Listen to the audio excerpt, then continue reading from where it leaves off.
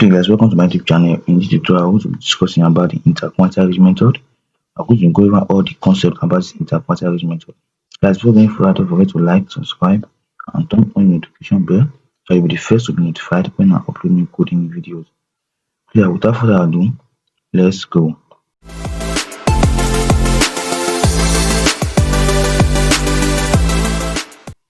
Outliers are simply individual data values that fall outside the overall pattern of your data set. And this our IQR method is a very important method in detecting these outliers. Okay, let's say we have a data set of ages. This will be a list. Okay, let's give random ages. Add a 10 here. Well, before we fully understand this outlier, we must first of all understand the 5 quantile concept. Okay, which actually shows us the distribution of our data. To actually plot our 5 quantile concepts, we have to import very important library to plot the post plot. We have to import Seaborn, SNS. We also have to import matplotlib. Okay, that's pyplot as plt. Okay. The next step is to change the size of our plot. So plt.figure. We simply reshape the size of our post plot. Set it up in 5 by 4. Let me plot my post plot now.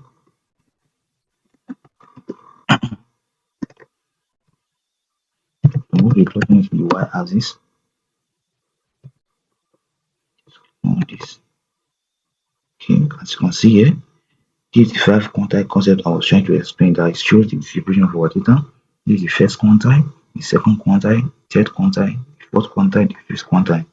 It can also be represented as the 0% of our data, 25%, 50%, 75%, and 100%.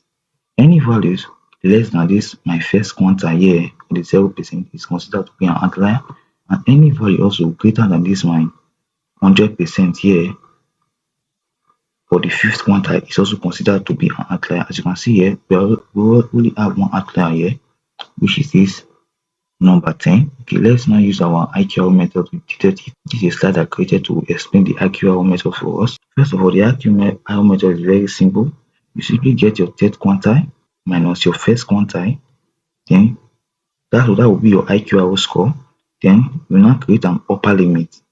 This upper limit will be your third quantile plus this your IQR score times a factor that has already been determined, which is 1.5. Okay, and any value greater than this, my upper limit, is considered to be an outlier. Then you also come over and create a detection for your lower limit. This your lower limit will simply be your first quantile minus your IQR score times 1.5. Any value less than this, your lower limit, is also considered to be an outlier. Okay, let's go back to our notebook. Let's code it up now. Okay, the first step that we saw there was to obtain our third quantile. Okay, to do this, we have to get our quantile, we have to import the numerical Python library or the NumPy. We import it. Then we have to create a variable to store our Q3. I want to say np dot. I want to use the extension quantile. We are going to give our data set, which is ages, and give the percentile which we want to obtain, which is 0.25%, which is the first, which is 0.75%, which is the third percentile. Okay, let's see it now. Q3. Okay, our Q2 is 33.5. Let's obtain our Q1, first percentile. As usual, we'll call our np.quantile. Place our ages here, and we'll obtain our first quantile, which is 0.25%. Let's see it now. Our Q1. Okay, our Q1 is 2.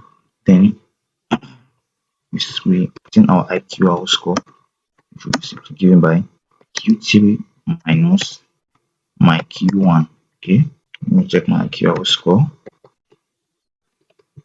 My IQR score is 1.5. 0.5. Okay, that's the value we obtained. Then the next step, we have to set our upper limit. Our upper limit will be given by, as I said before, my Q3 plus my IQR score multiplied by factor 1.5. Let me see my upper limit. Okay, you see here my upper limit is 5.75. Therefore, any value greater than this my 5.75 is considered to be an outlier. Let me also set my lower limit. My Q1 minus my IQR multiplied by same factor 1.5. Okay, and this, let me check my lower limit. Okay. This here my lower limit is minus 0.25. So, and if you observe here, we don't have any age less than this 0 minus 0.25. Our lowest value here is 1. That's why you see here we don't have any low outliers. So how do you handle these outliers? There are different methods of handling these outliers depending on the type of data set you are working with. You can either feed it with the mode of your data set, the most frequent data, or the mean. Okay, in this one, we're going to be filling it with the mean. To do this, let's create a new age column, a new age list, new age list. This will be an empty list. Then simply create a for loop, because for age in ages, this will loop through that our ages list. Then we'll check if the age is greater than our upper limit. What we want to do now, we want to create a variable called mean age. This will obtain the mean of our data using our numerical Python package np.mean. Age is data, our age is data set, yes. Then we're going to append it to our new age list. Append mean age. Okay. Well, since we don't have any lower outlier, we won't be needing to also check for the lower outliers. Let's just get an else statement. Check else. We want it to append the data to our new age list. Okay. Age. Okay. Let me run this now, and let me print out my new age list out.